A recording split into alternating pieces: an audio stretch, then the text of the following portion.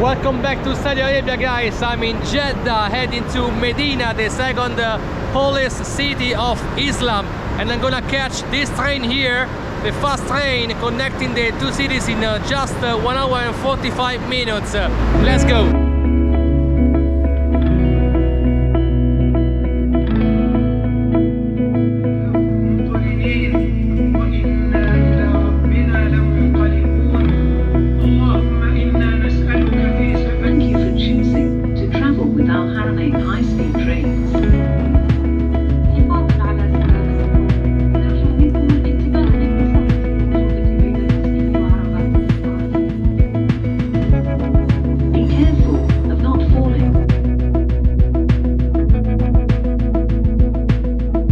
Excited to explore this very important city for Islam. Now I'm walking towards the Haram, where the Prophet Mosque is located. My hotel is quite far from the center, so I'm just walking, but I got lost. There are a lot of constructions going on. Well, yeah, we'll follow those guys. Hello, Al-Haram, is this way? Okay, this way. Thank you very much. I'm getting closer to Al-Haram. The city has a very different vibe compared to Riyadh, where I came from. Since this morning, I'm the only Westerner. I haven't met any other Westerner. All the writings of the shops, of the signs in the streets are in Arabic only. And actually, one guy just stopped me asking whether I'm converted to Islam. I said, no, really. And he said, oh, never mind. Welcome to Saudi Arabia. So people are very friendly. Let's keep getting closer to the main mosque. Medina is the second holiest city of Islam, Mecca being the first. But what's the difference between Mecca and Medina? So basically, Mecca is where the Prophet was born in the year 5070 or 5080, between 5070 and 5080. Then he moved here, he moved to Medina, where he spent his entire life. He fought his battles, and then he died the 8th of June of the year 632. Medina is also the place where he's buried, so that's why this city is visited by nearly 50 million of pilgrims each year. Until a few years ago, Medina was completely off limits for non-Muslims. Now things have slightly changed. I've read some stories online, watched some videos of people visiting the Medina. Of course, not the mosque itself. So I'm trying to get as close as possible to the mosque, always being respectful, of course. So let's see.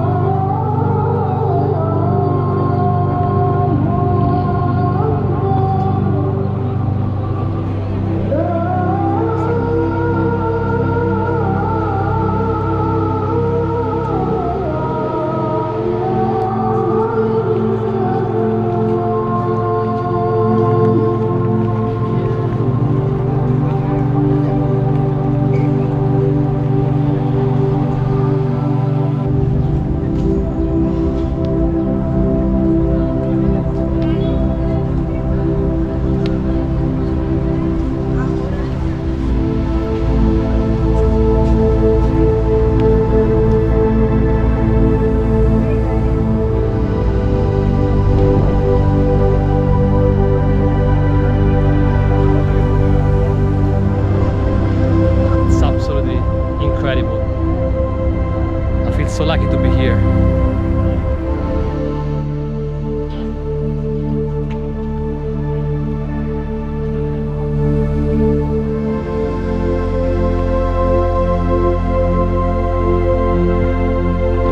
The sun just set, so everybody now is gathering for the Maghrib, the after sunset prayer.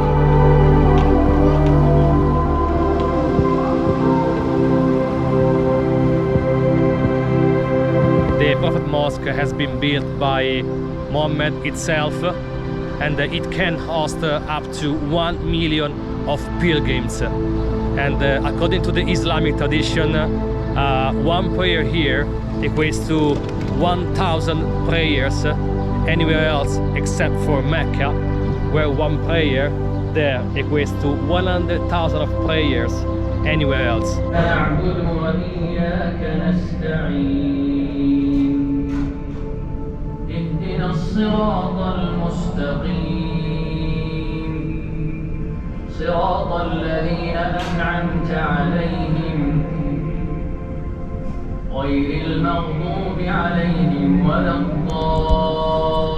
It's time of the last prayer, the Isha, and all the shops have closed. This was open until 15 minutes ago. This as well, and here was yeah, this alley was full of people. Now it's completely empty, so everybody completely just doing the prayers. The shops closed for 15-20 minutes, and then once the prayer is over, they open once again. I was so lucky to witness the after sunset prayer. But the most interesting fact here is that there are people from all over the world. I mean, all over the Islam world. You can see people dressed in a very different way. People coming from Uzbekistan, Indonesia, Morocco, Nigeria, whatever. It's so interesting. Guys, something scary just happened a few minutes ago, and after the last prayer of the day, I walked back to the main square because I wanted to take some pictures of the Prophet Mosque, which is amazing at night. Well, very, very bad idea. I was approached by a guy dressed very normal like everyone else in the square, and he asked me, where you're from, are you Muslim? I said, well, the answer to your first question is Italy. The answer to your second question is no, I'm not Muslim. He was silent for like 3 or 4 seconds, and then he said, please follow me. That moment my blood got frozen. I follow him. He asked me for my passport. Luckily enough, today I was carrying with me my original passport, because normally I just had copies. He looked at my passport and started questioning about my visa. So I have like a Russian visa from 2018, but also other visa from smaller countries like Laos, Cambodia, Nicaragua, whatever. So for each of them, he asked me why I went to that country, what I was doing there, whether I'm a journalist, what I'm doing here in Saudi Arabia, what are my next plans, what I was doing in Riyadh. Then once again, what's my job, where do you live, where were you born? Yeah, like dozens of different questions. Then we arrived to a little box where other officials dressed in the uniform were staying. Interestingly, each of them started making the same questions to me once again. Where are you from?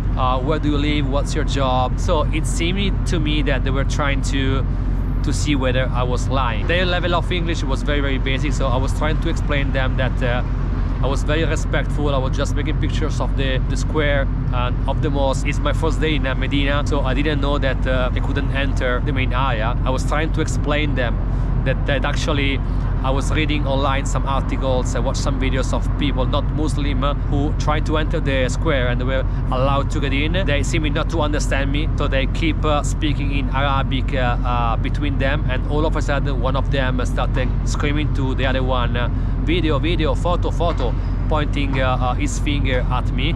Well, that was really a scary moment, because I'm traveling solo here in Saudi Arabia. I don't know anyone. I know 3 words in Arabic. At that moment I really thought that they were either raising me a very, very expensive fine, or they were kicking me out from Medina. Anyway, after like 20-25 minutes, one of them came back. He gave me my passport and said to me, sir, welcome to Saudi Arabia, but don't come to Medina and don't come to Mecca. Goodbye.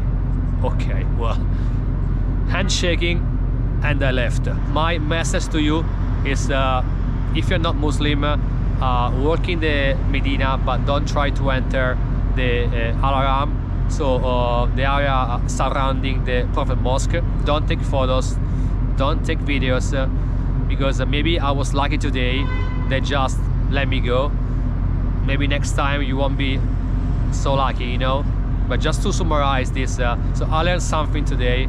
I learned to be more respectful, and Hopefully you find this video useful. My adventure in Saudi Arabia continues. I'm heading to Alula tomorrow afternoon by bus. I'm gonna spend there 3 days. That is gonna be another video. But for now, guys, that's all. Shukran, thanks for watching, and see you in the next video. Bye.